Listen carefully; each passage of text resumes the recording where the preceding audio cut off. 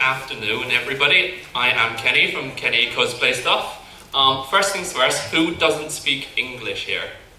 You're gonna have a bad time, because that's the only, well, that's not the only language I speak, that's the only language I speak that you understand.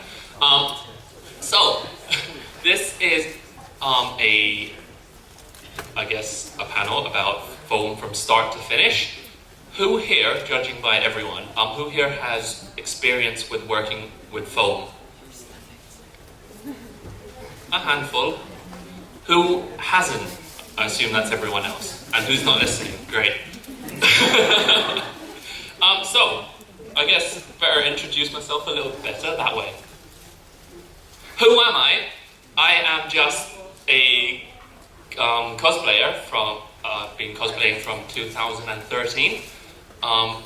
Since then, I have just fell in love with cosplay, and the first convention I went to was May MCM in 2013.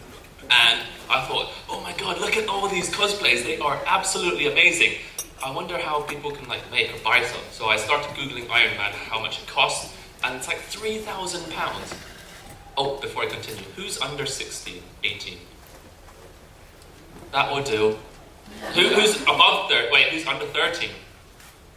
Good, good. I can keep my language as normal.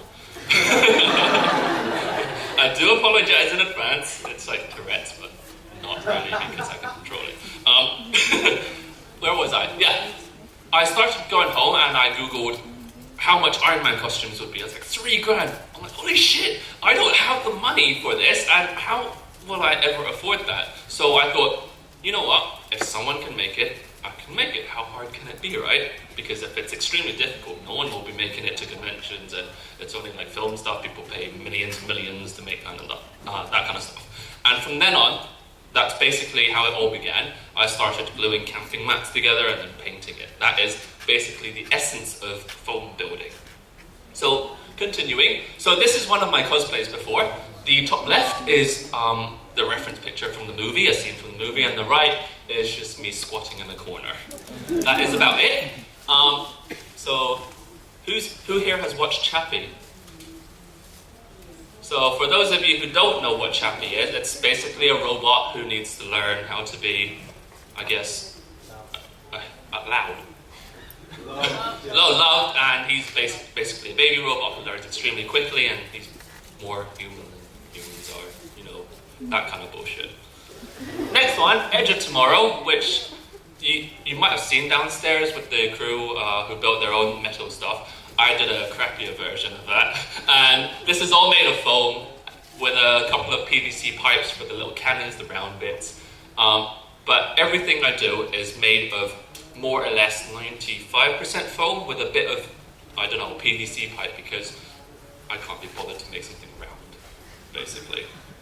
Don't feel like you have to use foam after this panel, it's just what I use. I'm not explaining how you should be doing stuff, just how I make stuff in general.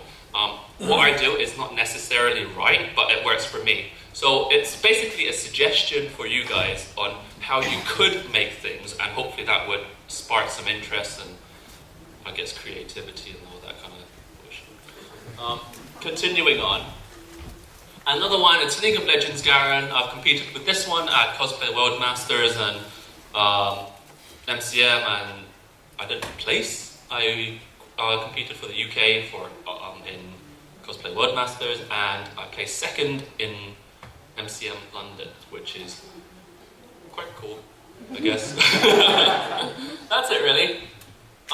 Basically, before I move on, what qualifies me to stand up here and speak to you guys like I know my shit? There's absolutely nothing. I just is extremely enthusiastic about what I do, and I have no life, and I just do this all day long. Legit, I work a full-time job. I don't have an art degree. I studied IT and computing,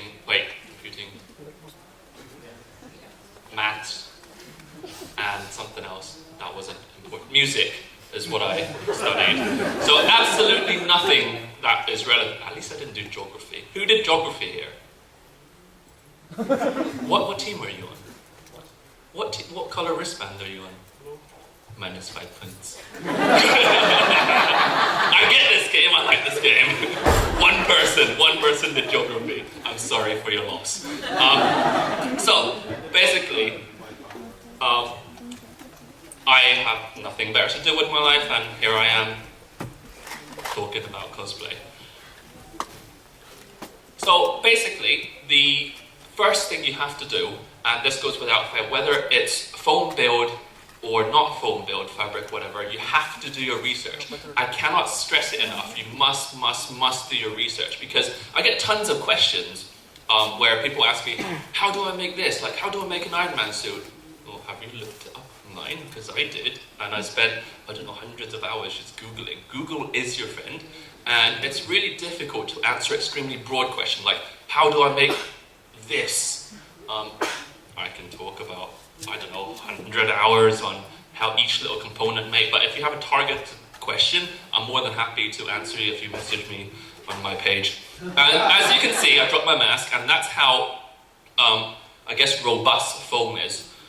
It's extremely nice to use, and it's easy, because if I can do it, I'm not the most talented person in the world. I just do it a lot, and you know what they say, practice makes perfect, and blah, blah, blah, whatever. And basically, just to show you some stuff I've made, this is Zed from League of Legends. It's basically, I keep saying basically, I should stop that. It's pure foam, apart from the eyes, which is laser cut, and the resin which I casted. Everything else is just foam. It's very hot, so beware, costumes and foam is hot. Anyways, back on subject. Research, and this is basically just to show you a rough idea of what kind of research for Edge of Tomorrow. All of these are these are all pictures from the movies and nothing else. There are some 3D models and stuff, but I grouped them up into little folders. And something I have to stress is there's no shame in asking other people who's done the same cosplay, because I understand there's this culture where, oh my god, someone else is cosplaying the same thing as me, they must be better or worse than me or whatever, but I don't think that really should apply to anyone, because if someone's done it, why spend all that hard work doing something you cannot work out for yourself, as opposed to just say, hey, what's this little bit here? What did you make it out of? That kind of questions like that. But obviously, if you ask for their whole build, like start to finish, everyone would be annoyed. Who has the time for that? I mean, everyone has stuff to do and people to see. Moving on. So, what kind of research do I do? Literally everything you can think of. You can contact the companies up here. I don't know, that was so unnecessary. I do apologize. You can contact the companies. The worst they could do is just not reply to your emails. I've messaged a lot of companies, Riot and whatever, the film company who made this. There was absolutely no information back for most of them. But sometimes Riot do play nice and send you some reference pictures that aren't really released, but released, if that makes sense. So they release it to the public, but nobody has actually posted it, and you can't really find it on Google. So that kind of stuff is great. And action figures, I've bought so many little action figures. They might not be great, they might be just the cheap rip-off ones from China, but that really helps with your joints and the majority part of your armor, which is, I guess, foam armor stuff. Another thing which isn't on here is just ask around, because you never know who's worked on the film. When I used to have a personal trainer, because I was skinnier than this and lankier, I asked him, and his girlfriend actually worked on as a stunt woman for one of the Edge of Tomorrow armors. She said it weighed, I don't know, 30, 40 pounds, and it was extremely difficult, but she was able to get on set and just sneak some pictures for me, so which was extremely valuable, because there are some shots that you can play the film as many times as possible and in little frames, but you can't see some of the details which are hidden in the frames. They may maybe motion blur it, but she was able to sneak behind the sets and just grab a quick few pictures. So you never know who worked on the film, basically. 3D models, this I just downloaded off the internet. I just wrote Edge of Tomorrow 3D model, and then I was just lucky enough to find it. So do take your time to research. Let's say you put in a keyword into Google like Edge of Tomorrow 3D model. Nothing comes up this week. Try again next week. Try again next week. This basically took me 2 or 3 attempts because some guy who worked on the movie just released it on the RPF forum. RPF is basically the replica prop forum, which people post shit all the time about everything, and they are absolutely amazing, the people who post work on there. Official artwork, that's a given. If it's official, it's official. That is the best source of artwork, because if you were to enter any sort of competition, they always ask for a reference picture from the official source, so no fan art or anything else, and all the details you have to base off the official artwork. Yeah, can't stress enough how important Google is, because you can scroll to page 4, page 5, which no one actually does. In fact, who scrolls past page 5 on Google? Oh wow, damn. I go to 5 and then I stop. Try a different keyword, but yeah, well, you know what to do, you Googled. Next one. Oh, that worked too. So that's a research thing covered. Everything is really basic and easy to use. So my main tools for when I'm crafting is a box cutter, just any sort of box cutter. I use the 11mm ones. If you guys want any information, it's on my website, cosplaystuff.com. And I list literally everything from Amazon links to whatever else you can buy it from. So my basic tools are a box cutter, a knife sharpener, or I don't know, hundreds of blades. I'll come on to that later. A metal ruler, a Sharpie, and obviously foam. Sorry, I'm very gassy. Hot glue, you can use hot glue for basic stuff, but eventually you'll move away from hot glue because as your skills evolve, you will notice things that you won't notice before. For example, on my Iron Man armor, the glue was just sticking out, none of the seams touched, which is something I'll talk about later, which is extremely important. And it's so easy to do. It would differentiate your armor from other armors that has seams that's not touching. So where else was I? Ignore all that, I'll just go through it again. Sander, box cutter, sharpener, and just foam. That's the 4 main things. Dremel is basically a rotary tool, but I just use the Dremel brand, not sponsored. Just in case people say I'm a sellout, which I wish I was because I'd actually get paid for this. So a rotary tool is one of the most important things you can have. You should have it, but not everybody does. I would recommend everyone getting one because if you sand your edges, it makes a tremendous difference on your gluing techniques and everything else that comes with it. So that's basic tools. Any questions so far? Yes? Which type of foam from polyprops do you use? Because I know they have like 3 or 4 types. Yes, so basically you don't have to use polyprops foam. The reason I put that on is because I used to use, for my very first costume, I used to use camping mats, which is the blue really shit stuff and it's really rough. And it costs so much to just get smooth.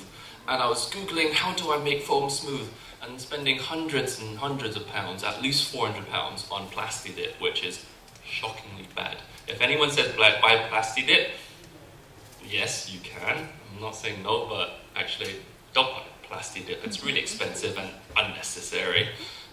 So foam-wise, I'll talk about the foam from Polyprops because that's the company I use at the moment. It's the best one I've found online because after the camping mats, I used the puzzle maps, the EVA foam, which technically isn't EVA, but that's another discussion for another day. No one really cares.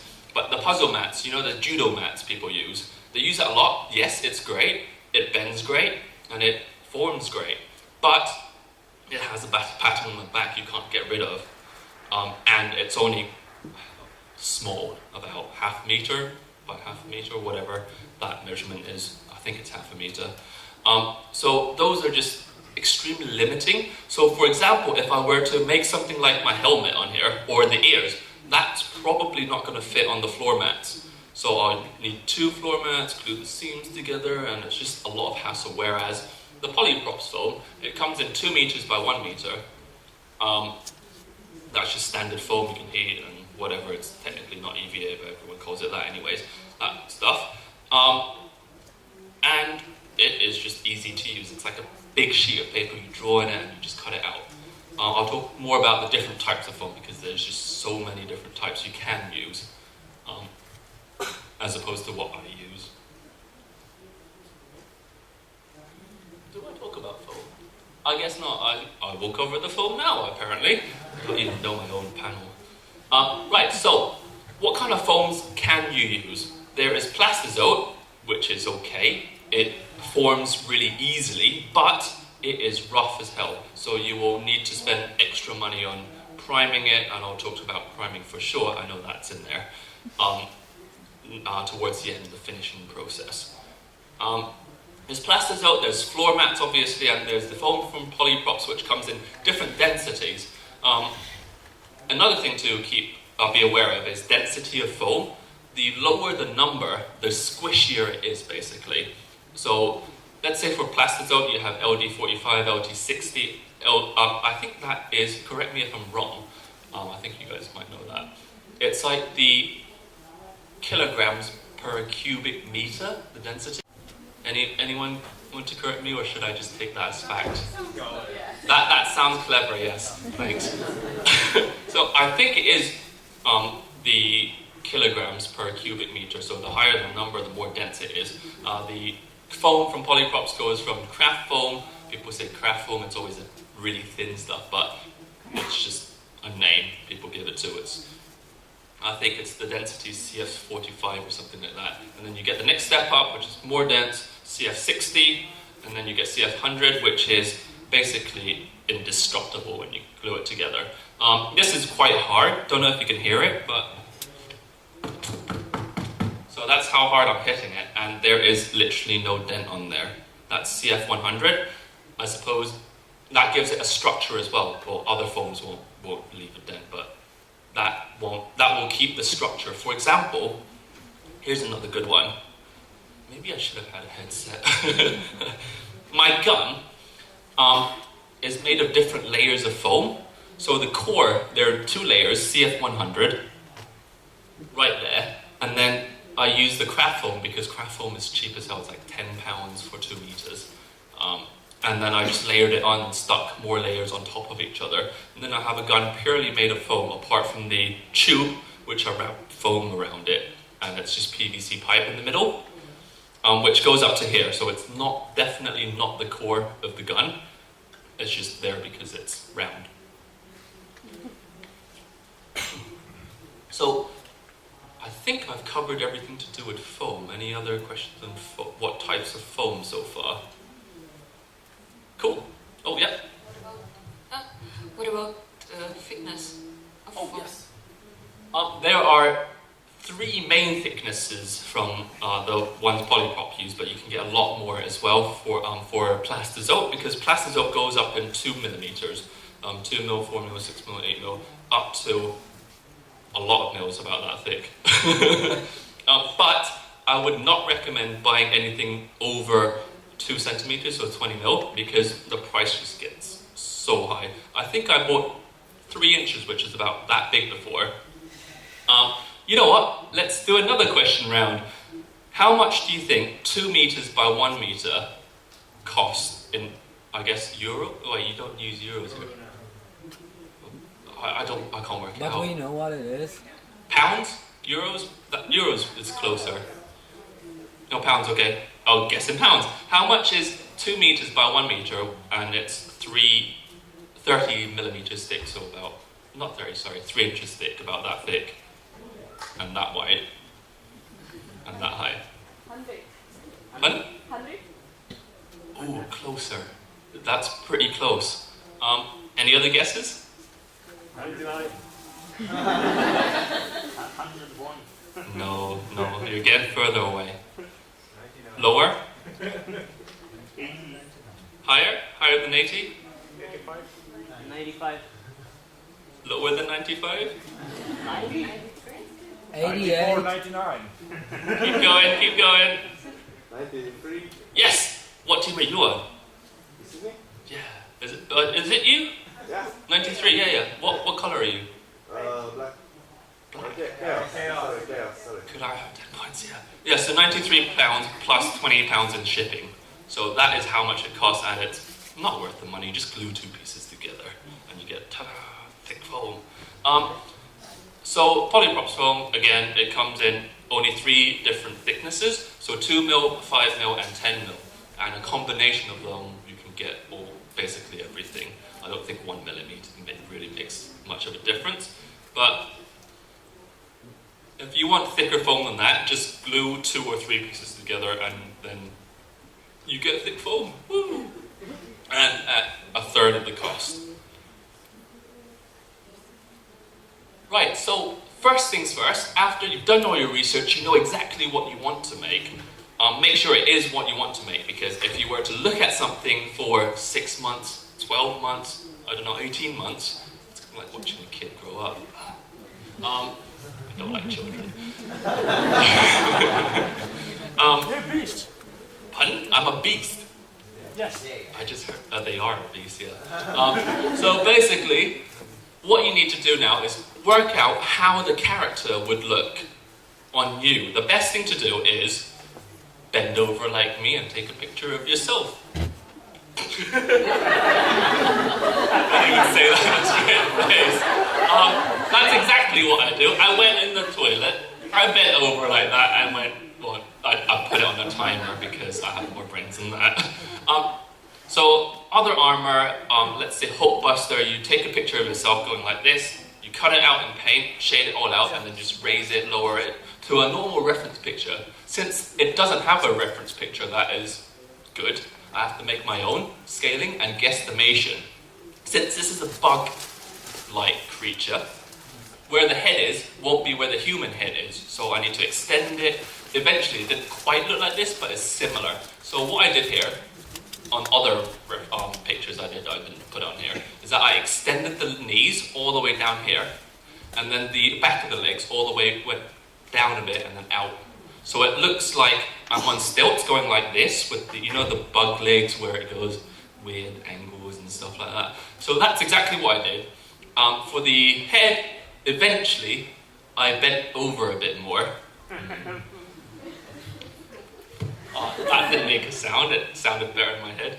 But eventually my head ended up a little bit lower, so I'm not actually crouched over. What I'm doing, I'm just squatting like this, and all my head is doing is just looking down.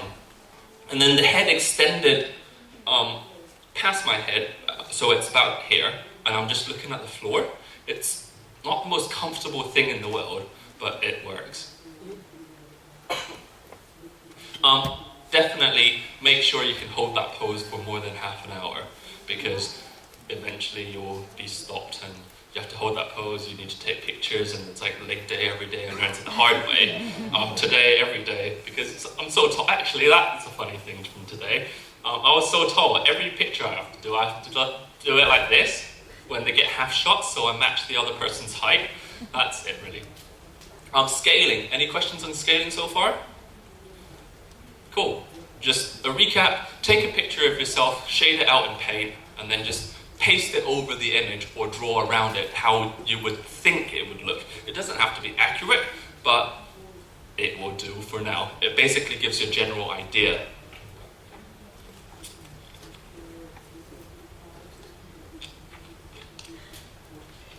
So the next thing is actually building it.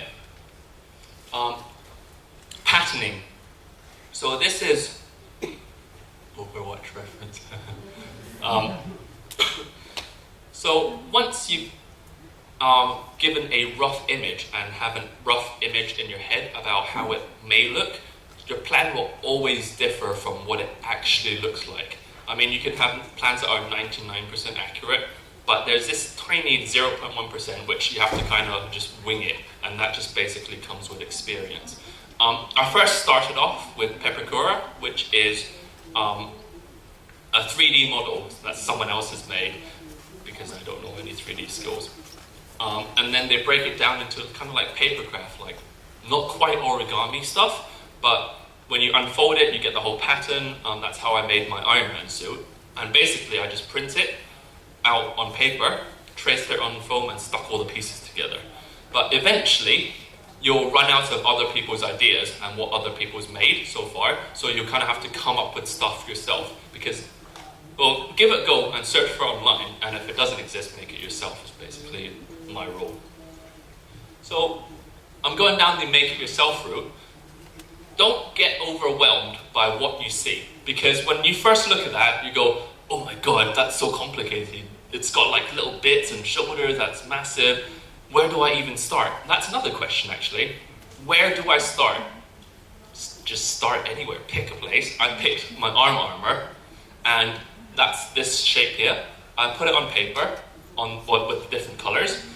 I cut it out on paper and just stuck it all together with a little bit of forming, which I'll talk about later. But the first things first is templating. I can go on and on about templating, but the best thing is give it a go yourself. The most important thing is layers. You can have it flat like this, but it won't look great. So you need these little details where the yellow lines are, so a little bit raised. So instead of having it in 2D, think 3D and just put layers on top of layers, and eventually you'll get a shape that kind of looks like this. So I could easily just paint the blue on, and it would look fine, but layers make it look more 3D and more real, and it's better to hold in your hand as well, as opposed to just a flat 2D gun, which is thicker, not quite 2D then. Layers. Moving on, any questions on patterning so far? Oh, another thing I do usually is that how I measure it to myself is just get a piece of paper, kind of put it on my arm, mark the top and the end, how long I want it to be, and just sketch the shape out on pattern and then go from there.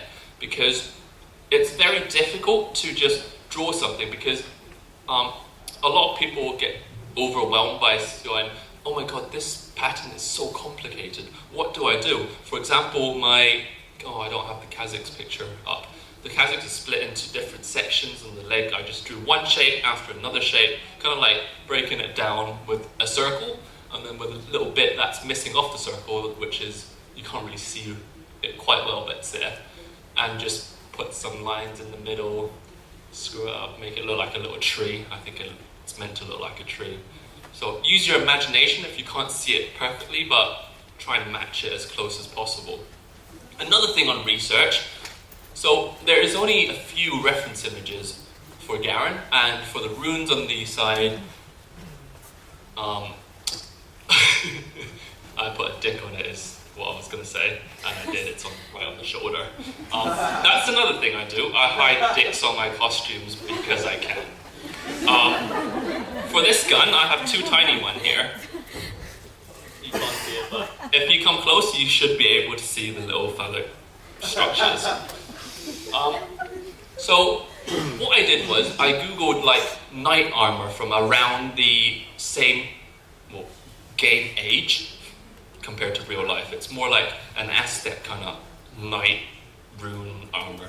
And for the sword, there aren't any references, so I have to just Google what swords would look like at that time, and it ended up with a naked lady holding up the entire sword hilt, because that's basically Mother Nature, and that's holding up the entire sword, and it's very common in the Aztec stuff. And I also get to craft a naked lady. I keep pointing it there, but it still works. That's amazing. Next thing, what do you template on? I usually use card, just normal, a 250 GSM card. You know, the stuff you make your mum for Mother's Day because you can't afford an actual card for 50p, and you just cut it out a card that you already own and scribble on it with crayon. Back on point. So that's the main thing I use for templating. The other things you can use is thinner foam, if you can afford to just make it rain and waste foam like that. I can't, so sometimes it's great because it's thick. So I don't really use paper anymore because of how thin it is. It's nice to have that feel where you can just trace around the piece of card, and you won't have to worry about the paper bending and just scrunching up and you missing your lines, etc. So I would definitely recommend card. Another thing you can use is just cheap wrapping paper, where you just the parcel papers. You just buy it from a post office. It comes in a massive roll, and basically it's just easier to use for massive patterns. For example, let's say if you have a sword that's about this tall, you don't want to be using 10 pieces of paper, because that's more expensive than buying just wrapping paper, really. Another thing is this is more for a fabric technique or just chest armors, very tight-fitting chest armors, for example, ladies and stuff like that. You just wrap some cling film on your body and then some masking tape so you don't have to cut. That's another funny story.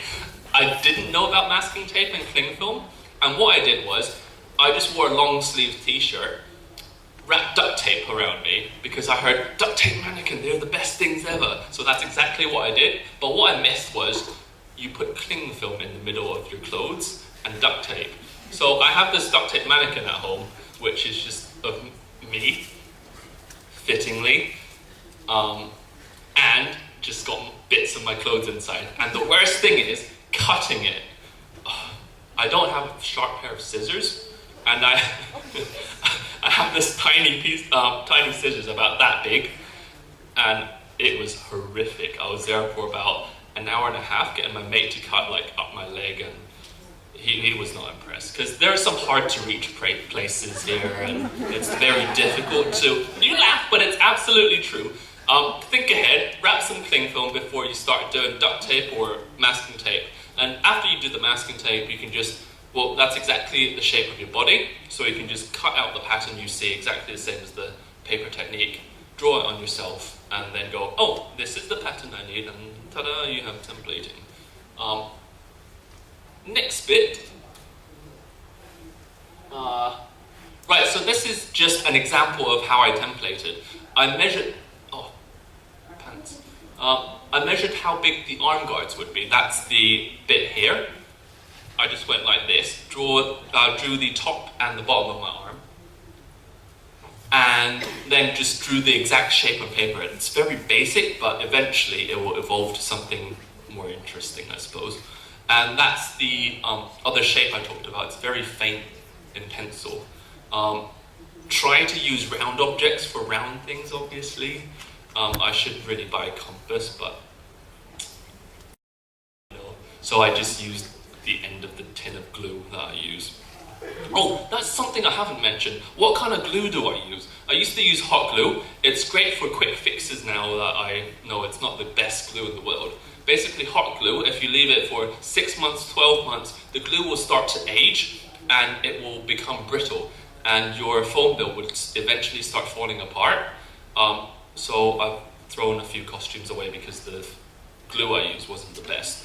Eventually I used onto contact adhesive, which is what other people, it's kind of like contact cement but not quite. The brand I use is called Alpha Fix-A-Fix. You should be able to find this on the website, so you don't have to remember this. Basically you apply it on two sides, you wait for it to dry so it's completely dry. You think, oh my god, my glue's dry, left it too late. That's the perfect point in time where you glue things together, because when the glue's wet for this brand of glue, it doesn't stick at all. So as soon as it dries, you just put it together. But unlike hot glue, you can't just kind of adjust it to make it fit. Once it's touched, it stays together and it's pretty unbreakable. I keep trying to break my stuff. This helmet here on the top, that's 2 pieces of foam stuck together. As you can see on the back, you can't see in the back. So this line in the middle is just a bit of sanding and 2 pieces of foam stuck together. And as you can see, you probably can't at the back again. It's pretty seamless because of the sanding and the type of glue that I use. So Alpha Fix-A-Fix is very sandable, unlike hot glue where if you sand it, it might not look great. It doesn't have the same feel as foam. So when you sand the foam down, you have this little tiny piece of glue that sticks out and it looks absolutely dog shit. So templating again, this is a sword I was talking about. What I did was I used a projector. I projected a very faint image, the reference image I did, or I captured from a screenshot, which is very faint, and I drew what I could on a big piece of paper. Basically, I just stuck a piece of paper on the wall, drew the pattern exactly how I saw it. I'm making bits up, which I can't really see because the screenshots, you know how game animations are, they're good to a certain degree, but then it gets blurry and stuff as you zoom in. Great. That was really quick. Skipping on, I will be outside for the rest of the night because I don't have the time to cover this. I do apologize. This is how the sword looks, and you can see the naked lady here, which is Mother Nature. Woo! Transfer and cut, you cut the foam out. I'm really sorry I'm rushing through this. So this is the easy bit. Once you have your pattern, you cut it out and you just put it onto the foam and cut it out again. So basically do everything twice. If you're templating yourself, all you have to do is draw one side of your body and then flip it over, you get the other side. Oh, magic. So eventually, just pick a point to start.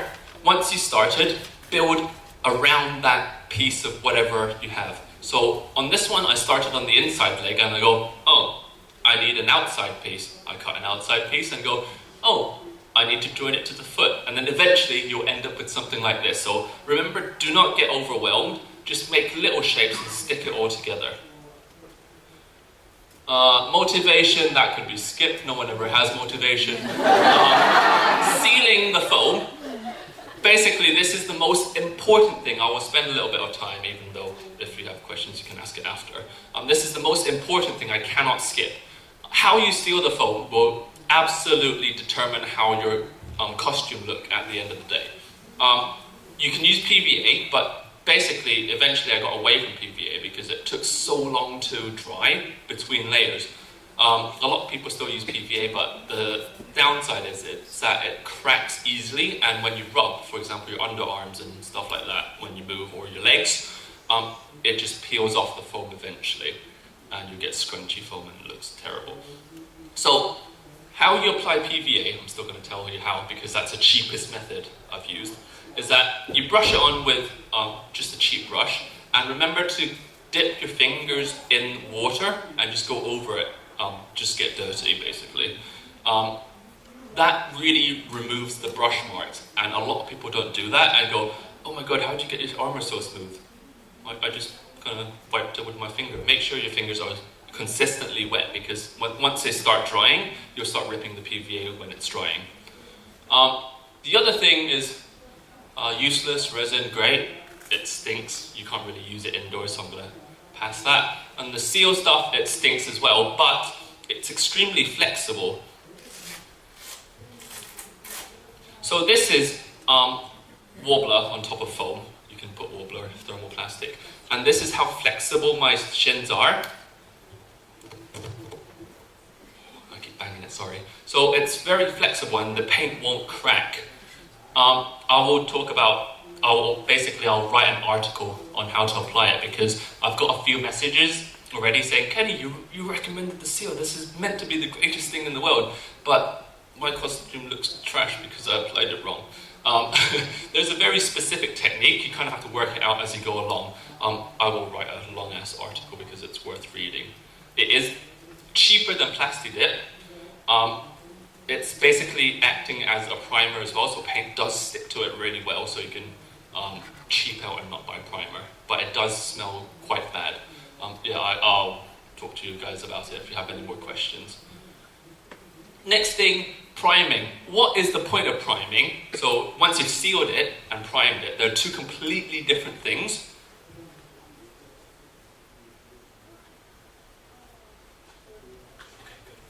This is another important step.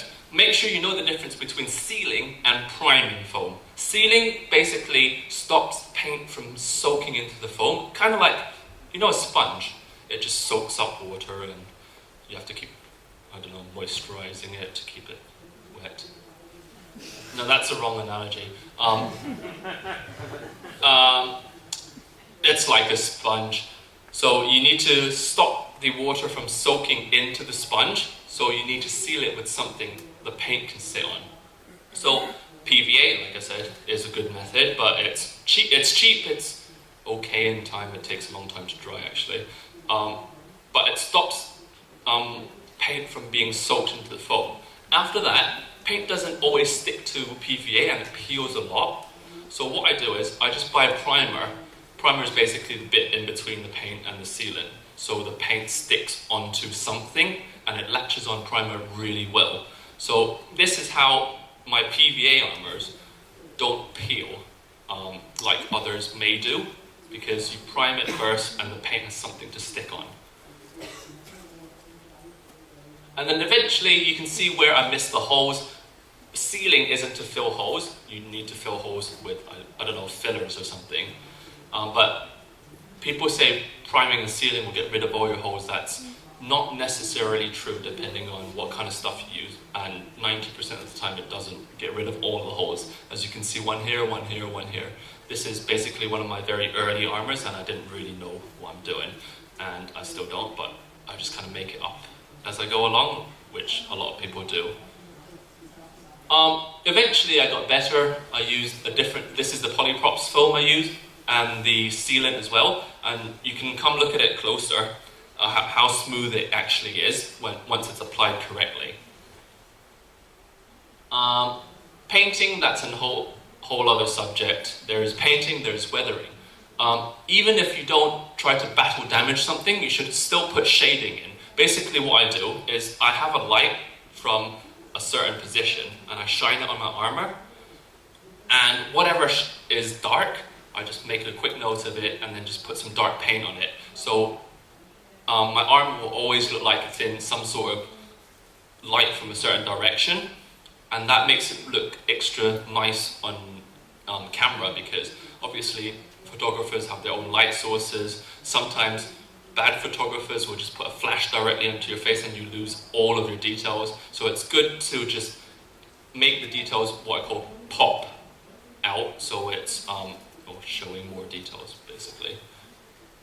Eventually this is non-weathered, well, non-shaded, and this is shaded, and you can see all the little lines on here. It really makes it show up on camera, and this is just really bad quality lighting and stuff. So stuff like this, battle damage, and all of the edges without battle damage here, that's basically shaded in with slightly darker of the same color, or I just use black airbrush. Airbrush are cheap, probably worth investing once you have money, I guess. I don't, so it took me a little while to get an airbrush. It's really easy to use. You just pull the trigger and go, paint. That was really Asian. Any questions? But probably not much time, have I? Oh, cool. I have time for questions. Any questions about anything? Anything? I kind of just skimmed over this really quickly. I think you didn't mention any recommended primer. Oh, primer. So I've got, again, a list of everything that I've used, I will use on my website. So primer, I just use the cheapest stuff I can find, like Easy Coat, I think that's the brand, or you don't have any Halfords, so basically an equivalent would be any sort of, I guess, your car paint shop. Basically in UK there's a shop called Halfords, which just sells car stuff, and they have this massive range of spray paints. Spray painting is great. They sell primers as well. It's just normally grey or black or whatever color. That's the standard 2 colors of primer. But paint-wise, that's another important thing to mention. The reason why some of my costumes are so flexible and while others are not is because spray paint, car spray paint, they come in a tremendous variety of colors, but they do crack easily after 4 or 5 weeks after you've applied it. Some stuff that makes it keeps the flexibility is acrylic paint. You just hand paint it with a brush. It's kind of like painting in school and that kind of stuff. It's really easy, and then you just apply the same sort of weathering to it. Any other questions? Really? Cool. I like you lot. Have you got any questions? Awesome. So yeah, I do apologize. I have to fly through this quickly. I just completely lost track of time. I can literally go on about this all day. If you do have any questions, if you can't think of them now, do shoot me a message at Kenny Cosplay Stuff, because Kenny Cosplay, that's not me. people keep tagging that. That's definitely not me. Some random Asian guy in, I think, Indonesia or something. So if you do have any questions, I'll be outside answering whatever. If you want to look at the costumes close up as well, I'll also be outside. And if you can't think of any questions now, but would like to ask them in the future, just message me on my page, preferably on Facebook, because Instagram message I can't type on my phone and it's really annoying. Or send me an email. I like emails. That's really weird. But anyways, thanks for staying for the entire boring lecture. So I apologize for this.